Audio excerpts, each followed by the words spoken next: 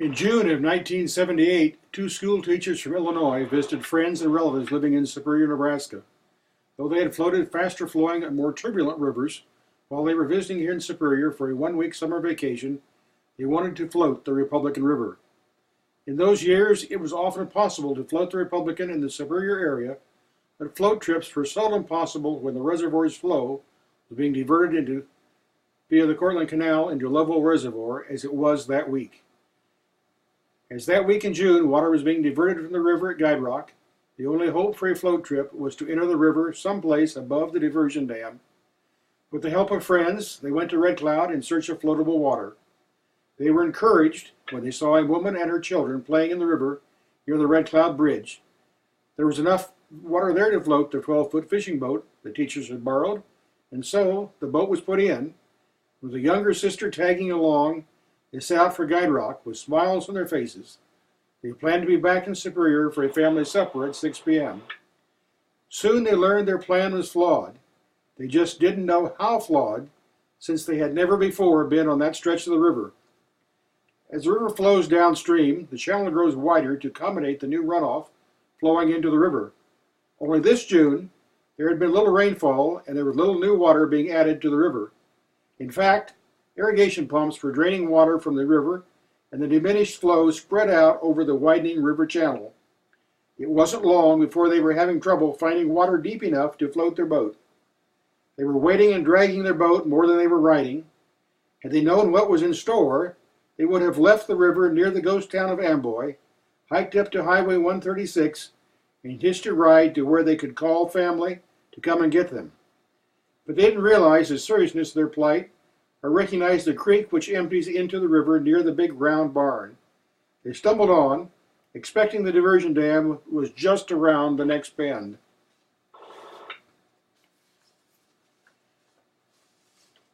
We also need to remember this trip was taken at a time before cell phones.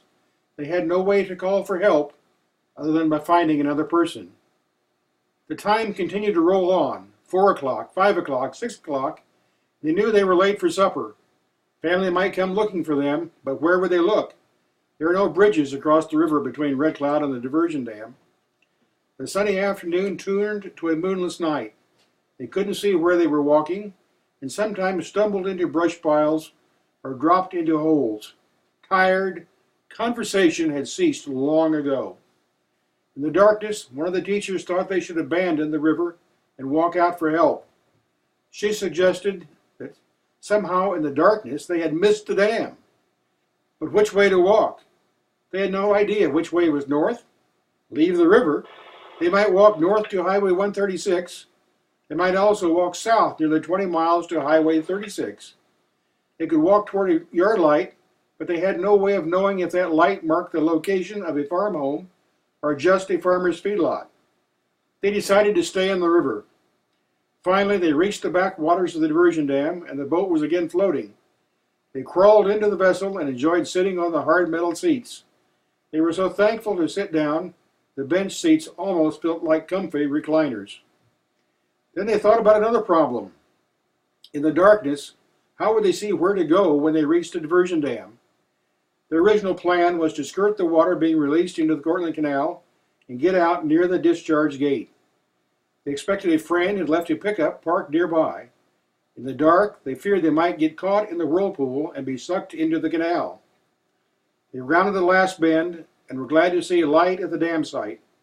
It was after 11 p.m. and worried parents were waiting for them. This time they were willing to listen to a parent's advice. He advised they head to the center of the dam, climb out on top of the dam, send their boat over the dam, then sit down and slide down the moss-covered dam face. Safely on shore, and riding back to Superior, one of the teachers said, "I will never forget this day on the Republican River. It is a story I will tell my grandchildren." The other teacher, the more adventuresome of the two, said, "We wanted an adventure on our vacation, and we got one today. We learned we don't need whitewater to have an adventure while floating a river." Sorry we don't have pictures taken at the end of the ride, but all our pictures were taken near the start when the participants were expecting a good time. The more interesting pictures probably would have been taken at the end when they were exhausted, but the camera required light, of which there was none.